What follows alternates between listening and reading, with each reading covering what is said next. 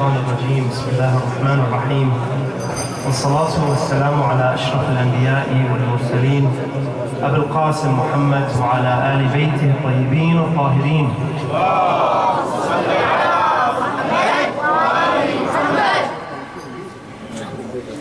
The Prophet sallallahu alaihi wasallam, he says, Al-ilmu makhazin. He says, knowledge is like a treasure chest. But look to the wisdom of the Prophet. He says, وَمُفْتَاحُهَا is-su'al. And its key of that chest is what? A question. Now there's numerous books that have been written just on the power of asking. For you to ask a question, for you to learn not to be shameful in asking. Imam Ali alayhi salam, he said in Bismillah ar-Rahman ar-Rahim, Najm al-Agha, he says, if you go to number 21 in the short sayings in the back, he says, bashfulness can create frustration. Meaning that sometimes we're shy to ask certain things.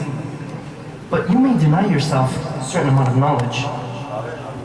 That let's say your teacher says a question, and then, or your teacher puts something out on the board, and you don't understand it, but you're bashful or you're shameful to ask. Are you denying yourself of that knowledge? Absolutely. So that bashfulness, sometimes you need to apply it properly to get that knowledge. So the Prophet is telling us, he says, أَنَا مَدِينَةُ الْعِلْمِ وَعَلِيٌّ بَابُهَا.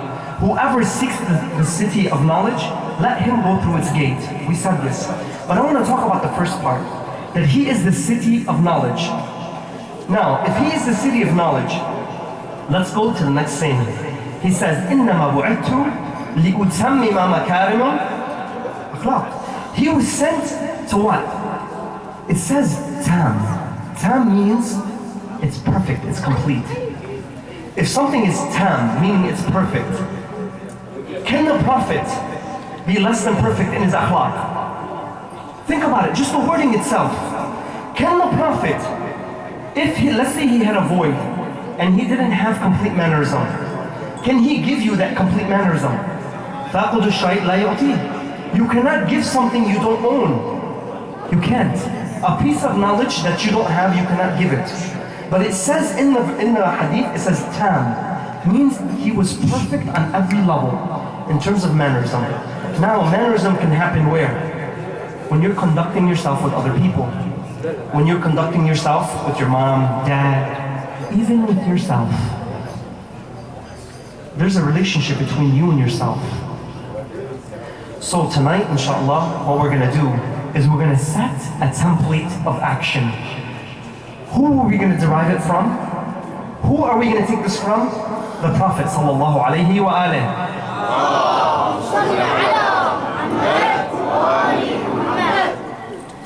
Now in the Quran it says, إِنَّكَ لَعَلَى خُلُقٍ عَظِيمٍ. You are the best exemplar in terms of mannerism. Meaning that the Prophet ﷺ is the pinnacle of manners. He is the one that you have to look towards for everything that in terms of action. Because he displayed it constantly. Now, is it action through tongue? Imam Ali alayhi salam, he says, when you do an action, or when you're about to do something, let's go to Imam Salih. There's another verse that's even closer. He says, كُونُوا دُعَاةً لَنَا بِغَيْرِ أَلْسِنَتَكُمْ. Be a caller onto our path with what? Without this. Meaning what? Through your actions. The way you conduct yourself. You know, a Muslim, I was just talking about, they had a little convention in my last lecture. And they were talking about the media and how the media works. You know what kind of a Muslim, what he is?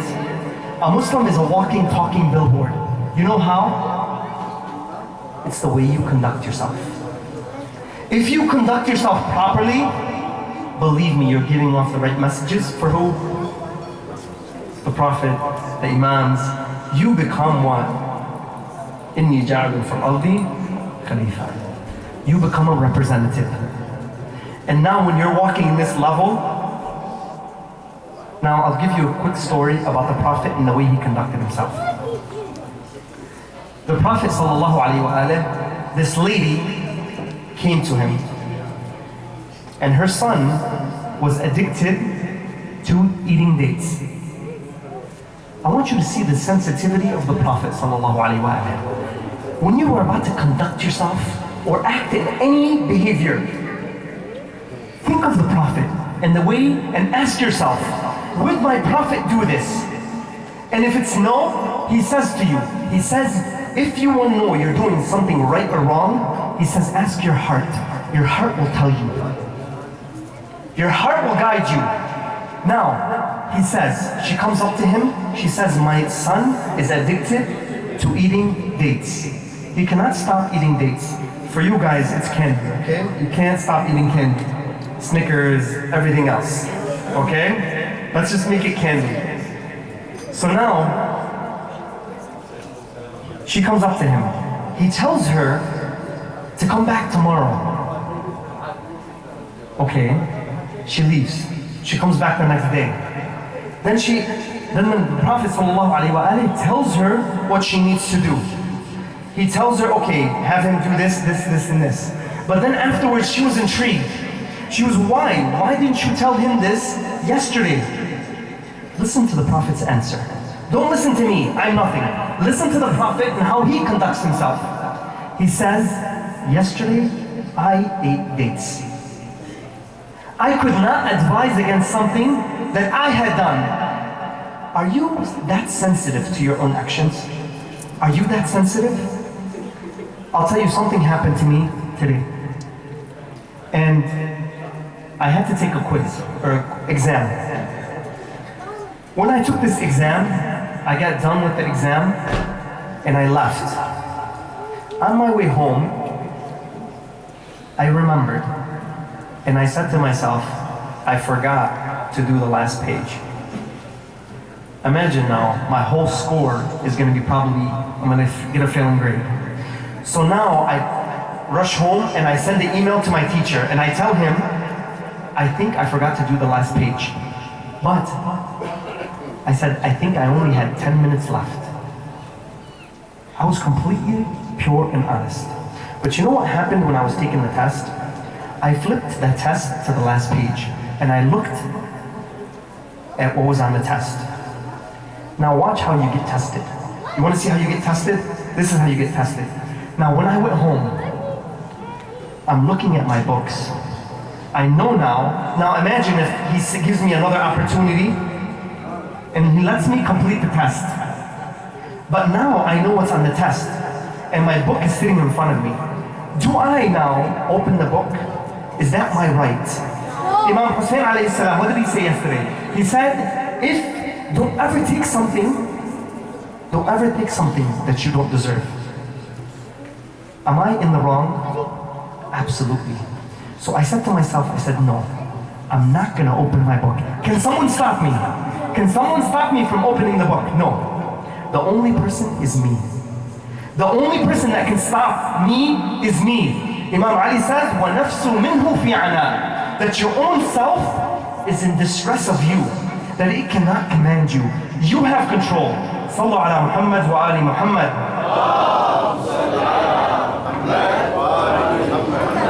There's a book, it's called Welcome to Your Child's Brain. It's been reviewed by 150 psychologists.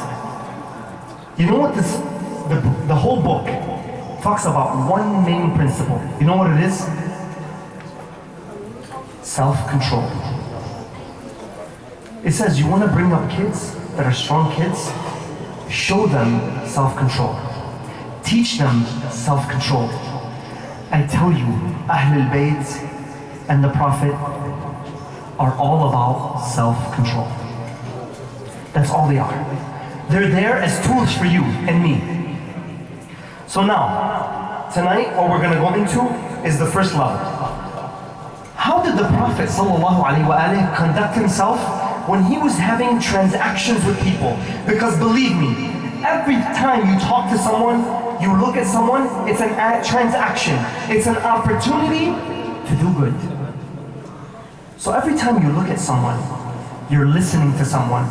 Let's say someone's talking and you're not listening. That's your trial. believe me, every single action that you do, you're going to get accounted for. But it's now ethics. We said in the beginning, إِنَّكَ لَعَلَى خُلُقٍ عَظِيمٍ. Let's take this word now, khuluq. Akhlaq is derived from the word khuluq. Khuluq means conduct, the way you conduct yourself. And the Prophet is saying, you have the best akhlaq. Now, if the Prophet has this code, what do we have to do? We have to study the Prophet's life. We have to look at the Imams and how they conducted themselves. You want the code? It's there. But you know what? You gotta work for it. It's not gonna just come to you. My brother just sent me a text message. He said, I found out something. He said, if you truly want something bad enough, you have to love the pain. You have to love the pain to get there. It's about the commute. In the Quran, when he said this, it brought one verse in the Quran to my mind. وَاصْبُرْ صَبْرًا جَمِيلًا. Imagine you're going through a trial, and when you're going through the trial, you actually love the trial. Imagine that you're actually enjoying your trial. You lose your son, you lose your daughter, you lose everything around you, it doesn't matter. You actually enjoy, not that you're happy to do that, but you're actually enjoying your trial. Because why? You're connected. If you're connected properly, believe me, everything becomes enjoyment to you. There's nothing that you will not enjoy. You will love life. Why? Because you think of death. Death is a reminder of life. And I used this the other day. This water here, it's all right in front of us. Imam Hussein alayhi salam, he was denied of water. But you know what kind of lesson that is? Imagine this water was taken away from you. You walk into any store right now. Are any of you thinking of water? Maybe. But is it your number one priority? No. But imagine something goes off right now and all the water is contaminated. And we don't have water. What happens? It becomes your number one priority. It has so much value. Same thing with your life. If your life has value, believe me, you will be thinking of your death. You will be thinking of that. And when you think there, then you connect. Because death, if I were to give you, any of you right now, 6 months to live, if a doctor said right now that you came down with cancer and you have 6 months to live, you know what would happen to you? Everything that you do on a normal basis will change. Your whole behavior will change. You want to know why? Because you're going to go to the top priorities of your life. You're going to go to your pens. You're going to do your prayers. You're going to prioritize properly. Every little thing that you didn't do before, you will go to the top of your list. You want to be effective? This is what you need to do. Every day when you wake up, work on your highest priorities. Just do 5 minutes of your highest priorities. Believe me, the strength that you will have there is amazing. If you learn how to work on your highest priorities, I'll give you a little tool to do that. Here's the tool. Always ask yourself through your day, am I doing the most important thing that I need to be doing right now? Always ask yourself that question. And it will put you in line right away. It will make you line up on all your priorities. I do this continuously every day. So now, if the Prophet has this moral code, let's look at the Prophet's life. And let's look at how he conducted himself. The Prophet was always known, number one, he was always known to have a smile on his face. He was always known to have a smile on his face. Let's go to modern psychology. Modern psychology tells us that there's a person by the name of Carl Rogers. Carl Rogers coined this term, unconditional positive regard, meaning that psychologists are taught that you always do this law. And this law says, it says that no matter what the person is going through, no matter how shameful their acts are, no matter who they are, you show them acceptance. You accept them. Now, when someone doesn't accept you or rejects you, do you want to go to them? No. Now let's look at the Prophet. Did he have this law? The Prophet is the law. The Prophet not only did this in tongue, the Prophet was the actual action. Because the Prophet was what? He was the Quran in action. The Prophet was the whole religion in action. So this level, number one, is a smile. What does a smile do? Let's again go to modern psychology and see what the Prophet was doing 1400 years ago. Now the Prophet was telling us, this is what you're going to do within someone else's heart. If you smile, you know what you're doing to the other person? Let's say it's someone you don't know, and I come across and I smile in your face. What am I doing? Number one thing, you know what you're doing? You're saying that I accept you. That's what you're saying. This is a key to really unlock someone's heart. If someone, even Imam Ali alayhi salam, he says, you want to remove the hatred of someone, have good manners. Now conduct yourself in that way. When you smile, let's go now a little bit deeper. When you smile, you're showing that I accept you. This is something that just came up, and we said that Carl Rogers just told us this, but the Prophet was already doing this 1400 years ago. So now, number two, what am I giving you on the second level? I'm saying that you have value. You are in my range of understanding, in my scope. And when I saw you, I smiled at you.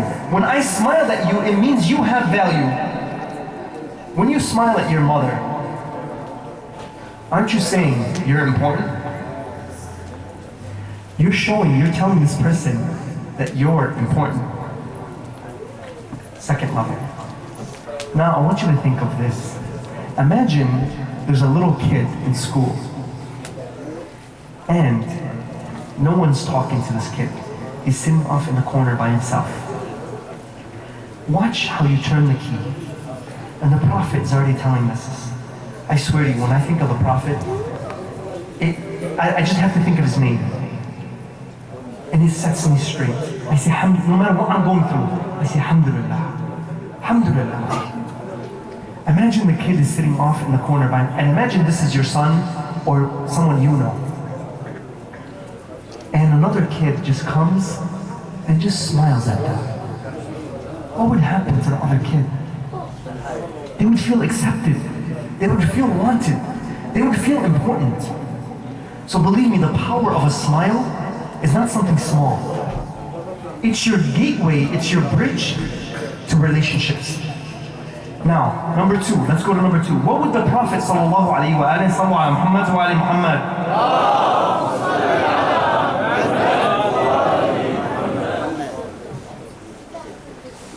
What was the second thing the Prophet would do first? The Prophet was always known to shake hands first. How many times have you seen someone that you know, but you've turned away? It happens to a lot of us. Or someone you don't even know, and you come face to face with them. Do you pull out your hand first? The Prophet did. But you want to know why? I'm in business. And I swear to you, I've done this 1,000 times. I've had meetings with people all around. And the way you want to conduct yourself, you want to be successful, do what the Prophet's telling you. Because believe me, when you download that system, in terms of ethics, it's amazing what happens. I had a meeting with a lady, okay? And then she puts out her hand. I said, I'm sorry, I can't shake your hand. Now imagine, you're about to have an interview with this person. But look at principle. follow principle, don't follow personality. You know what she says to me? She says to me, my hands aren't dirty. Imagine, you're about to walk into an interview with this person. I didn't say nothing to her. We sat down and we started having that interview. Again, I didn't bring it up. I was letting my credentials talk. Meaning whatever was on the paper, that's what you have to look at. But she took it personally. She had something against me. When the interview was over, you know what I did? I said to her, I'm sorry, I didn't mean to offend you. And she says to me, she goes, don't worry about it. Again, it's still where? In her heart, right? It's still in her heart, it's embedded in her heart. But I'm thinking of who? Imam Ali alayhi salam. And he's telling me what to do. You know what he tells me? The thing that went through my mind? He said, if you want to pull out the hatred of someone's heart, pull it out. He says, just have good manners. So what I said to her, I said, listen, I need to explain something to you. And I hope if you would just give me 5 minutes of your time. She goes, okay. And I started explaining things. Why I did what I did. And I told her, I didn't mean to offend you, I meant to respect you. And this is why. 1, 2, 3, 4, 5. And I laid everything out for her. You know what she says to me after 5 minutes? She's like, I'm sorry. She apologized. Now, this is the power of your akhlaq. How you can turn someone's heart. She says to me, no one's ever explained this to me before. I said, Islam values a woman to a higher level. Islam doesn't want to put a woman on a billboard and tries to sell something with her. No, I said, that's oppression. You want to oppress a woman? Put her on a billboard and sell something, make her an object. I go, Islam doesn't do that. I said, Islam takes a woman and dignifies her. It puts her to a whole nother level. I go, that's Islam. She goes, again, she goes, I'm sorry.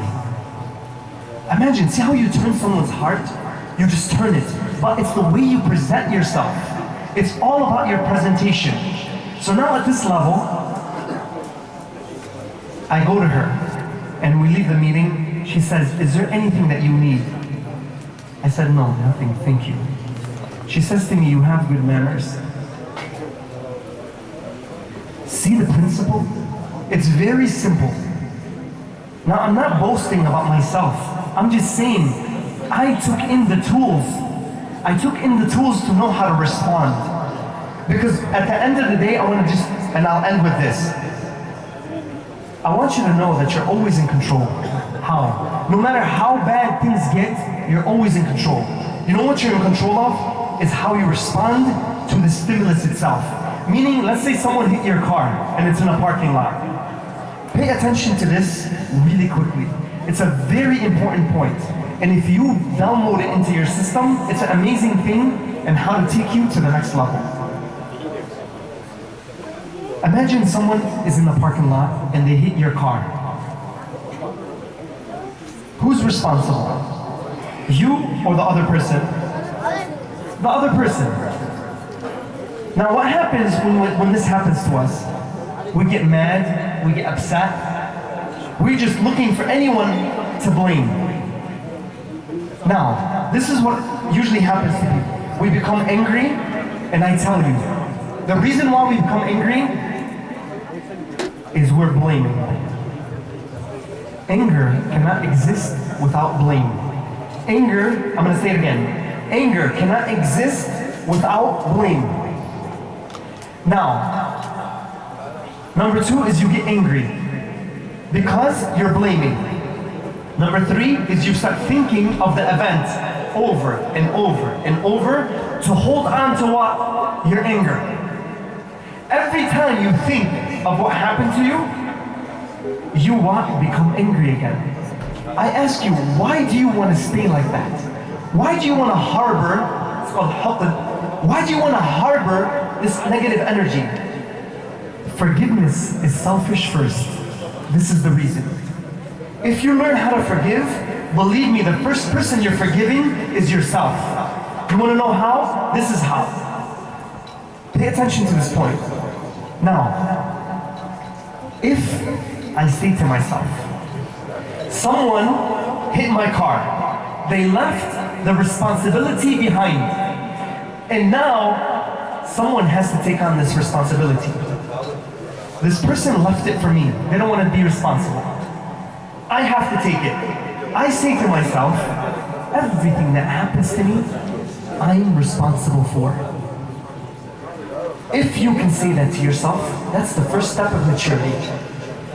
Meaning that you say to yourself, whatever happens to me, my responsibility, it's not my responsibility. At the end of the day, I'm going to take care of it.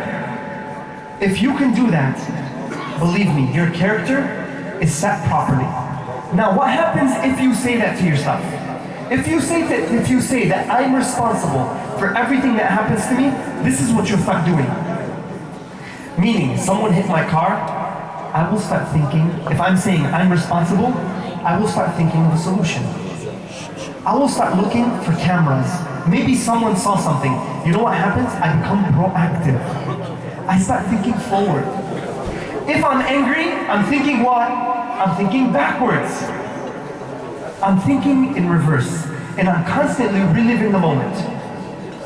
What you need to do is take responsibility. All you're doing, instead of being angry, is you're shifting one thought. And you're saying, instead of me being angry, you're saying, I'm responsible. Because at the end of the day, you are going to be responsible. You know what you're responsible for? It's the way you respond to the situation. You still have control over that. You still have control over your responses to any situation that happens to you. And I'm going to end with this and the Prophet ﷺ. Look at the akhlaq of the Prophet. How you can turn people just like this. The Prophet was walking with a woman. And when he was walking, she didn't know he was the Prophet. And I'm sure some of you have heard the story. But I want to go deeper into the psychology of it. How you should conduct yourself in this following of the Prophet. So now, he was walking with this woman. And when he was walking with her, she didn't know he was the Prophet. And she starts what? She says, I need to tell you something, young man. She was an older woman, and the Prophet now picks up what? Her groceries. She had groceries, and the Prophet picks them up. And now he's walking next to her. She starts telling him, I have to warn you, O young man, of this man named Muhammad. He's not a good person. He's not this. He's not that. And she keeps constantly putting down who? The Prophet ﷺ. Now, does this Prophet, imagine this was one of you. What would you do? We grab the groceries, here. Go for the do-it-yourself. That's what we do. Because what? Your ego takes over. Your ego inside, you can't handle it.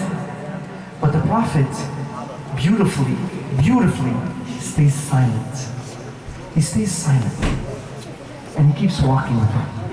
Because if you get offended at that level, you can't help her at the end. You won't be able to. The Prophet stays silent. Now, imagine if this was one of us again, what would we do? So, something is being directed at you. But look at the way he's responding. He doesn't say anything, and he keeps walking.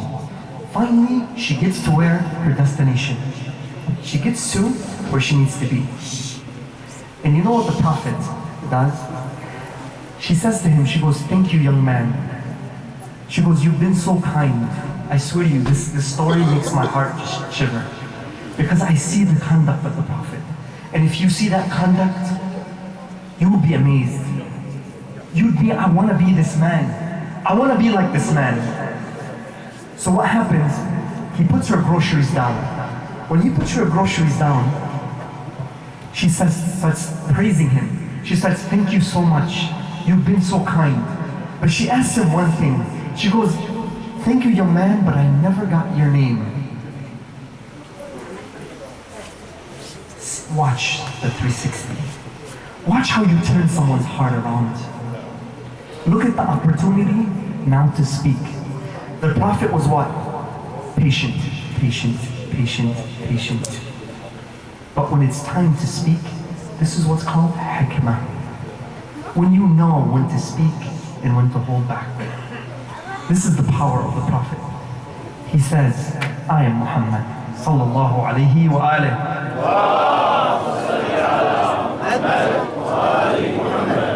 On this level, you know what she says? She begins to cry. And she says, I want to follow you. Look how, I ask you, within 5 minutes, this person, let's say it took 5 minutes, I don't know how long it took, but 5 minutes, you can turn someone's heart from complete hatred to what? Where they melt. And they want to follow you. You want to know how? It's through your akhlaq. It's how you present yourself. So as Muslims, all of us as Muslims, understand when Imam al-Sadiq alayhi salam says to you, كُونُوا دُعَاةً لَنَا بِغَيْرِ أَلْسِنَتَكُمْ, he's telling you, you are a walking, talking billboard constantly. You want to know how? It's through your actions. Salawat ala Muhammad wa ali Muhammad.